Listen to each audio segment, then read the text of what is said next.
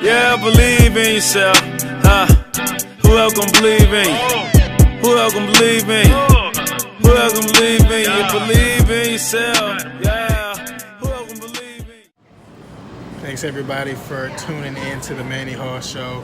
Today we are at J. Pistone. Okay, that's fancy. It is.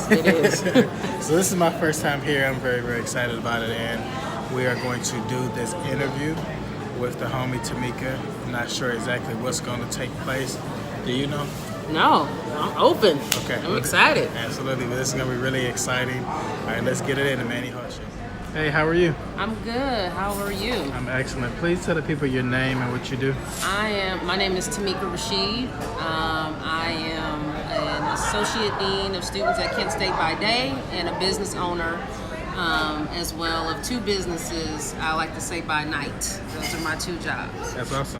Thanks for picking out this spot, first off. I like it. It's real chill. Y'all got my little tea. You can't see my tea. Well, there's my tea. The tea always sets the mood on a nice rainy day. Yeah, absolutely. Absolutely. So what made you get started as an entrepreneur, knowing that you have a full-time gig, you're working with the students all the time? What made you say, I want to do something different? It's a long story and it's a journey, but I started my career, my work as an undergraduate student at the College of Worcester was in leadership. I was working in the Dean of Students office, and I knew right away, and I had a good mentor in Dr. Kim Scott, who said, hey, you can go and become a college administrator. So for a long time, that was my life, that was my focus. Gotcha. Got a master's, went to Columbus at Ohio State, got my PhD from OU, nice. I thought I was going to be someone's dean of student and vice president of student affairs. Yeah. I was always the person supporting everybody else's entrepreneurial dreams. So from Mary Kay to Tupperware, I would have the party and support.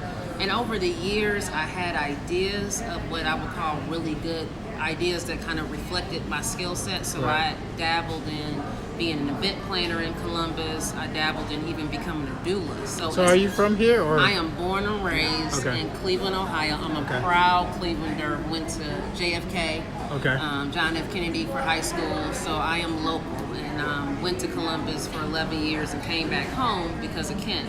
And like I said, even in Columbus, because I dabbled around in leadership and politics, I kind of saw the purpose of being an entrepreneur, but I was that person scared to take that next step. And then I started working on my own weight loss journey, and I had a professor and instructor at Kent who was a nutritionist and said, hey, have you ever thought about taking the education and counseling piece and helping other people and become a health coach? And I was like, what is a health coach? Kind of that conversation I had with my mentor back in the day about what is a college administrator, what do they do? And long story short, by 2016, I developed New Focus Health Coaching. New Focus Health Coaching is a business really focused around helping people get on a healthy lifestyle. And I was working with her on my own personal weight loss journey. They had lunch and learns. And so I would say to her, Tanya, I really want to do this. A health coach essentially is new in concept, but it makes sense. It's the person who develops your accountability. A lot of people will say, well, I have my sister, my husband, my brother, my wife to get me motivated to the gym. A health coach is a certified person who has education around building and sustaining. And with New Focus, what makes us very different is that we work specifically, I've had women of color, and maybe it's because I'm a woman of color and I'm your everyday woman, so that is appealed to that. But we work in three concepts and pillars: the mind, body, and spirit. Because you can't sustain and maintain weight loss and a healthy lifestyle without being mindful. And then we work you through a body piece in terms of giving you tips, motivation, and focus on working out, what to eat. And then the spirit is the affirmation part. Gotcha. So since I started in 2016, I've had about 50 clients. Nice. More so one-on-one clients who have lost about 60 pounds total. Right. My clients have spanned from Columbus to Cleveland, and most of them are black women. And I think they have not all been black women, but they have been mostly. And I think that says a lot to black women's health and about the fact that we're very conscious about what we need to do, but we live so much busy lives. We become the women who take on our friends, our significant other, the mothers. And what I've had people say over the years is, well, I need a personal trainer. And I've even had that come against me in Cleveland. I'll be honest, and I'm glad, to say this real and look in the camera and say this. Health coaches are not to take a personal trainer's business. If anything, we're trying to help retain your clients. Once you get in with a personal trainer, most people see on Instagram the before and after. But what they don't see is the in-between. What they don't see is what is going to help you to maintain that weight. In terms of, you go to a personal trainer, you work out 4 hours a week, but you're still tempted to go eat that cinnamon roll. You're still tempted to go to Burger King and go through the drive-thru and get a Whopper. A health coach is giving you your why. One of the best clients I had, and I won't say her name, but she was awesome in the sense she was working with a personal trainer, and she said, you know what? It's because I'm with you as a health coach that's keeping me with the personal trainer. Wow. He's trying to get me to eat. He's trying to get me to do all these meal plans. And if it wasn't you trying to give me the in-between, I would not want to do it. Because that's what I work with one-on-one clients on. One of the things we're excited about, and I'm excited about, is I became a spinner. So indoor cycling, got really excited about spinning, and I started Black Women Cycle. Black Women Cycle is very much in the vein of Black Girls Run. It is a fitness and cardio endeavor to get us out there working. And it's a Facebook group right now, and I'm looking to push that as the fitness initiative of New Focus. That's awesome. And it's really a community. The tagline is fitness, fun, and fellowship. So if you think about spinning can be that one-on-one, you're by yourself, but it's taken off. And what we're doing is we're actually about to do a launch, a Black Women Cycle launch in Atlanta at the end of March 31st, with some of the Black women down there who want to have their own chapter. I'm excited to get it going in Atlanta. That's a huge city for spinning, and I'm hoping it continues to build here. But the purpose of that is to get people together and get them focused through something that's growing out here in Cleveland. That makes sense. So let's talk about your own personal journey. Before you became this super duper awesome person at the university, you're in your 20s. Let's talk about some of the mistakes that you made, some of the things you learned from. Yeah. Let's talk about all that. So they can see that it's not all rosy and picture perfect all the time. It's not. In my 20s, I would say it's funny because I went to MLK today, and I had the great opportunity. Shout out to Marcus Coleman of Peer Pantry. He's a partner with me in our nutrition with. Contacted him. Yes, shout out to Marcus. He's supposed to be on the show soon. Shout out to Marcus and Peer Pantry. Yeah. He is fabulous. He invited me in along with some other folks, and we sat down and we talked, and we were honest. I was a girl who grew up on the east side of Cleveland, southeast side of Cleveland. I was first gen. My parents were hardworking, working class folks from the South, and they were simple in the sense of they showed me a work ethic. So what I did in my 20s was that I became a worker, but I wasn't a planner. I look back now. So talk about the difference between those two. A worker is a person who always believes that you sustain your life and you have to have a job. So I've been working since I was 15. My first job was at the McDonald's on Lee Road. So I would leave Kennedy, go over after school, and I've had up to 2 jobs at one time when I was 17. But however, by the time I got to my 20s, I wasn't number one, and I'll be transparent and say this as advice. Get your financial education together. Learn how not just to make money, but to keep your money. So in my 20s, that was one of the biggest things that I lapsed in, was that I had a worker hustle mentality, but I didn't have the sustainable mentality, which is how do you build your wealth? How do you maintain that? Not just going to pay bills, not working to pay, but working to maintain and sustain. Gotcha. Okay, now keep going. What else in my 20s? I think the other piece was health. I mean, it's ironic that I became a health coach, but I think I took for granted I've always been around health. I was always going to the gym.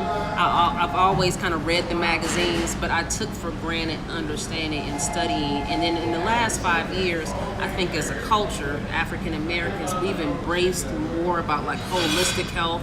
You're seeing us in Whole Foods. You're seeing us in different stores and everything like that, Trader Joe's, and we're growing. But in my 20s, it was like you just go to the gym, and you'll be okay. So what did you do back then to eat healthy? Was it just going to the grocery store trying to pick up some fruits and veggies? Yes. Eat turkey, not beef. I didn't study becoming a vegan and vegetarian and any of that stuff. I didn't look at labels to understand sugar content. So every time you go to the gas station and you're picking up a Minute Maid juice and you're looking at 20 grams of sugar, I wasn't into that. I didn't learn all that until I got on my own health journey, and that was part of the purpose behind New Focus. Part of what I bring in my education background to educate people, because I believe personally you can't sustain your health if you don't understand health. Yeah. And what I mean by that is you can't build a healthy lifestyle by just working out and hooking up with a personal trainer. That's fine for the meantime, but if you're still out there eating things that you shouldn't eat, not understanding why you shouldn't eat it, everything becomes temporary. It doesn't become permanent. So when did you realize, like, man, I'm eating too much sugar, I need to stop? I am a self-professed sugar addict. Okay. And I realized I had a sugar addiction when I was having, my husband go and get me chocolate chip cookies at 10 o'clock at night.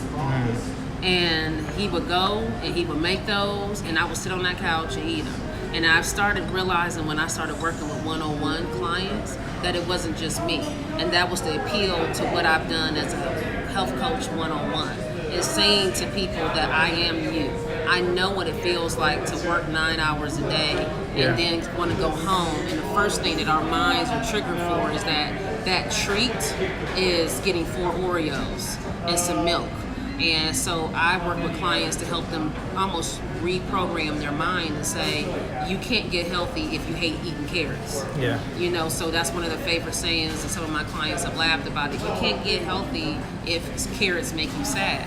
Because what you're doing is that you're mentally have our minds programmed that sugar, which is actually the biggest addictive product that we have, is when people have done studies that sugar is almost addictive as like crack.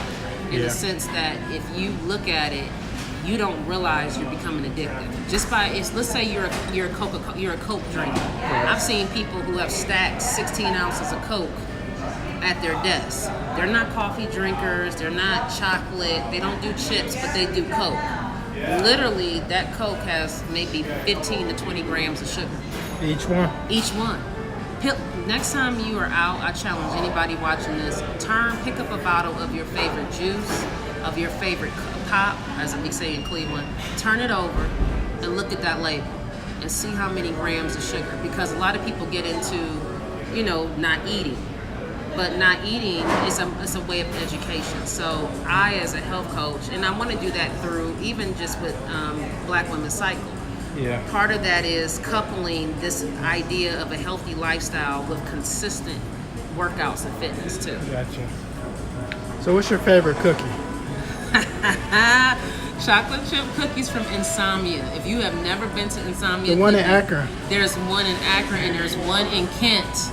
They set the college kids up. So Insomnia Cookie is popping up around a lot of college campuses. Yeah. Insomnia Cookie is in Kent. Do you eat it with the ice cream or by itself? I eat it by itself. And then I have an 80-20 rule that I work with my clients that my nutritionist Tanya told me about, is that part of maintaining a healthy lifestyle is the fact that we don't think of it as a diet. So if you can know that you're eating 80% clean, that 20% is the ability. Most bodybuilders, if you go look at fitness competitions and people you're seeing on IG, most of them are saying in their videos, I still eat what I want. Yeah. But they have developed the mindset, and that's the hardest piece. That makes sense. So with all that you have going on, like, why do you even want to help other people?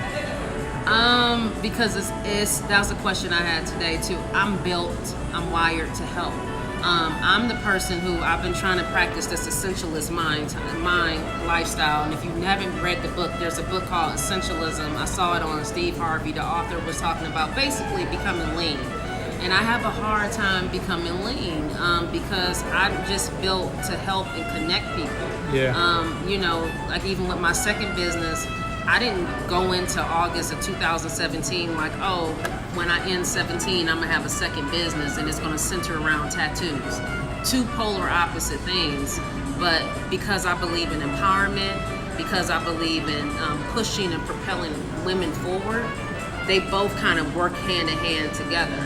Gotcha. So I just feel that I see women every day struggling and they're stuck. And I do another shout out to Siobhan Subberry and her Be Free project. She talks about being unstuck. And I use some of that language a little bit with my clients. It's transferable as she is a life coach. And what I love about what she says is that a lot of us get stuck. It's easier for you to sit on the couch and find a reason why you're too tired to get up at 5 o'clock in the morning to go work out. And I just feel like life is too short to be stuck and not happy and living your healthiest and happiest self. I love that. Now, at one point in your life, were you stuck? Oh yes, I was stuck 3 years ago. I was at a good institution, still am. Very grateful for Kent State University. Very grateful for my career as a college administrator. But I looked up and I saw everyone else around me, what I would say, grinding. I would be on social media and there would be people who would be out there working. And I'm talking about everything from selling Mary Kay and Young Living and Avocare. And I'm saying to myself, like, what about my multiple streams of income? Yeah. What if something happened tomorrow? I got stuck. I got way too comfortable as a college administrator, way too scared to step out on faith. And every entrepreneur I've talked to, they've said, part of what has propelled me is that the fact that I've stepped out on faith. And that's what I challenge even my sons who are 17 and 14. I do it for them and pushing them so they can see that mom works 8 hours, drives 90 minutes per day, but still comes home 4 to 5 hours at night to put time into both of those businesses because they both have a place in propelling people forward on a positive platform. I love that. Now, you said you're married Yes. and you got these 2 boys. Any girls? No, just 2 boys. Okay, so it's all men in the house. All men. All men. That's why look how I blink. Yeah. So how do you find that balance of being there for your sons, being there for your husband, being there for your business, Wow. then being there for yourself? Myself loses. I will say for my husband, he's an entrepreneur as well. He is a graphic artist, a comic book illustrator. I met a man 20 years ago who has always had his right and left brain. So when the businesses came, he was my biggest advocate and cheerleader. He was like, do it. And he loves the fact that I have 2 different businesses that represent the passion in me on both sides. This self-expression of art, but then health and wellness. I purposely shut down, and I used to do this in college. I know when to stop. I know some people will tell. I was sitting with someone today, and she said, Dr. Taylor, love her to death, another Timeka, and she said, I can go to 3 o'clock in the morning. And I wish I was that person. Even in college, people would be pulling over all-nighters, and I was like, I'm going to bed. Because I know my better self was when I was able to stop and take breaks. So even with my boys, I chunk my work now. I'm working with a tattoo artist. Her name is Imani Brown, and she does creative masterminding, and she talks a lot about chunking. We bite off more than we can chew. So what I do is I'm very structured and organized in the sense of my to-do list, and once I hit those 2, I can say I can reward myself by spending some time with my boys and connecting with them. The self-care for me, it's easier for me to practice, and I can preach it, but I don't practice it as much. And I'll be honest, and I said this recently, I'm back on my own self-care journey. When you are working out and you are trying to be a healthier you literally have to remove some things in your life to make space to do it right. And what I mean by that is going to the gym occasionally is one thing, but the other part of that is knowing how to eat and talking to yourself. And I'm back on that journey myself. So it's not easy. That makes sense. What do you think the hardest thing for women to do is right now? Like, and I know that might be a really broad question, but answer however you want to. Like, what do you think right now for young black women, young white women, Asian, whatever, as a lump sum, what is the hardest thing for women to do? Say no. To say no. Yeah. To say no and not feel that they're being selfish. To say no and say, I'm gonna not do this. Yeah. I'm just gonna go ahead and take some time and I'm gonna read a book. I'm gonna go work out. I know women who are struggling with their weight and they are moms of 2 and 3 kids, but they can't say no. I can't, sweetie, right now I'm gonna have to go and put this down so I can do this for an hour. We feel like saying no is taken away. And what I've said to people is that it's a balance. If you don't say no, you're saying no to yourself. Right. And so that's one of the things. And then too, we have so much going on. Like back when I was in school, our parents didn't have all of these options for us. Yeah. We have multiple options for our kids. So if you're a parent, a mom, or a dad, you're constantly taking your son, your daughter, your kids to this practice, that practice, this training, this event, and you lose sight of yourself. Even being in a sorority, shout out to Delta Sigma Theta Sorority Incorporated, I'm a proud member, but even when you're in civic organizations and organizations, you still don't say no. You're still involved, you're still doing other things. And then you look up and you're 20 pounds heavier. Right. And you look up and you're unhappy. Yeah, because a lot of our unhappiness comes from us pushing ourselves to the limit to try to help somebody else. Mm-hmm. And I put up a Facebook post the other day that said something like, one of the best things that you can do for yourself is stop helping people. Mm-hmm. And it might seem selfish, but sometimes you got to say no to the kids, the dog, the husband, the cats, the friends, the coworker, everybody, Yeah. And it goes back to your point about having that me time. Like, it's so crucial because within that me time, you can read your Bible, you can pray, you can meditate, Yep. you can read a book, you can just gather your thoughts. And without doing that, you're always going. You be on E. Or when you're going, you don't have time to figure out where you're going. That's true. So what I told people, and I was telling the young women today at MLK, is that in our day and age, because I have 2 boys who are always on their phones, so I try to have this whole no screen time, because they're faced with things that are in their face. And even as, I call us the in-between generation. So if you're born in a Gen X, we literally had a time when we didn't have this, but now we can't get rid of it.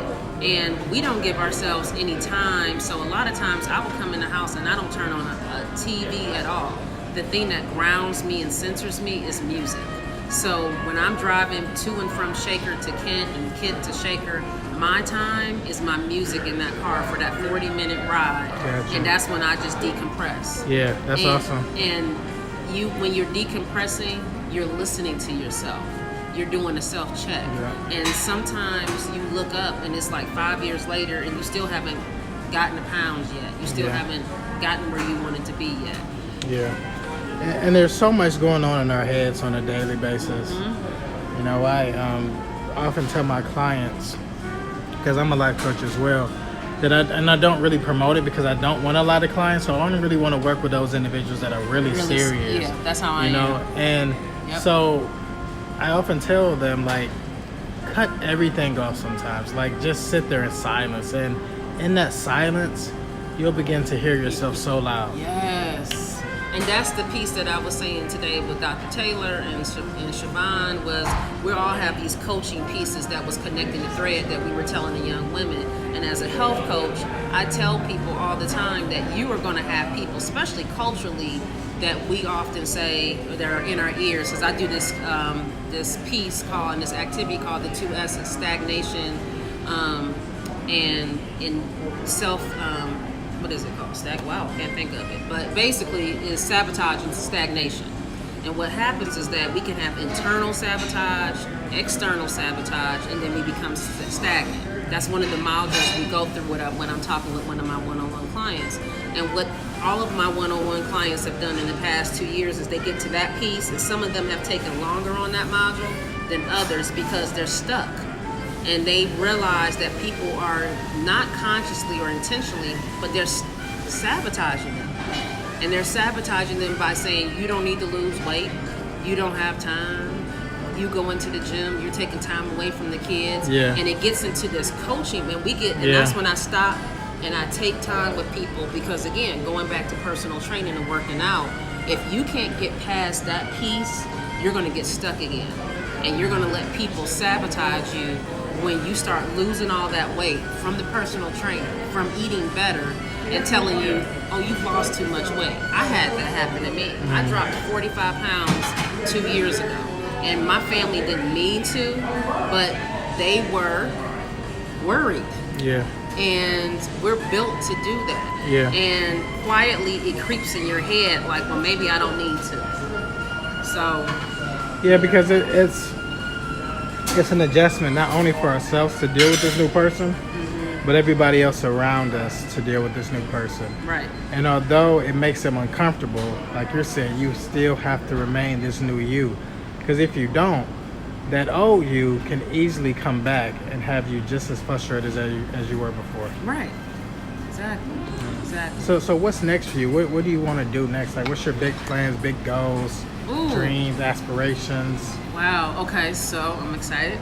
Because I've been thinking about it. So for new focus, I'm about focus, no pun intended. I'm looking at 3 areas for focusing on with the business for this year. I want to grow my partnership with Peer Pantry, because I believe you have to be able to have that nutrition side. I think there's some great things going on over there. The second piece I'm looking to grow is the Black Women's Cycle, and I love the fact that there's a fitness initiative and we're heading to Atlanta to grow in a market that is a huge Black fitness market, and I want to grow that in the vein of a Black Girls Run, where you get in and you connect and you build community through spinning.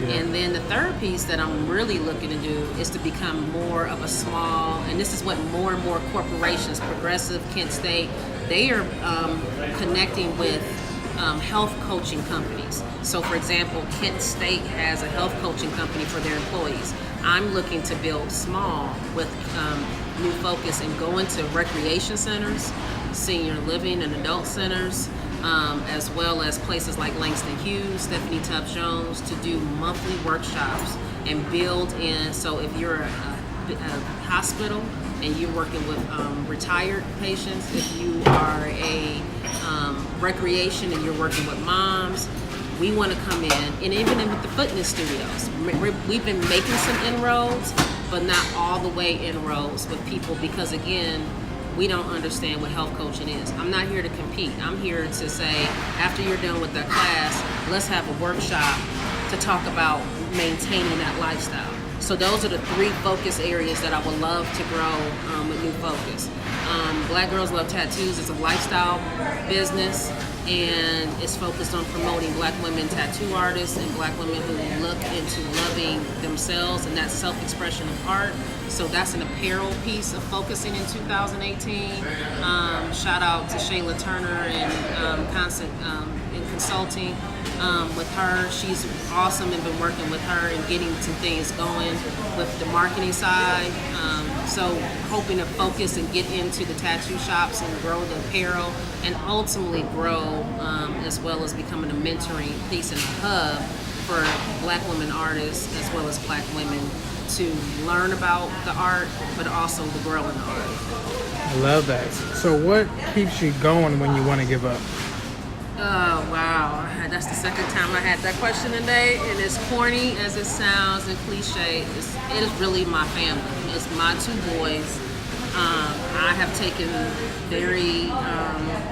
been very deliberate in the past 3 to 4 years of focusing on them. They're teenagers, they're African American men. There's a lot going on. We moved to Shaker 3 years ago, and it was probably one of the best decisions. So a shout out to my community, because that city has embraced us, and really what keeps me going is being a leader in it and trying to be a good mom at a very crucial time for them. Yeah. So every day I call them my two heartbeats. Even on my social media, that's how I refer to them.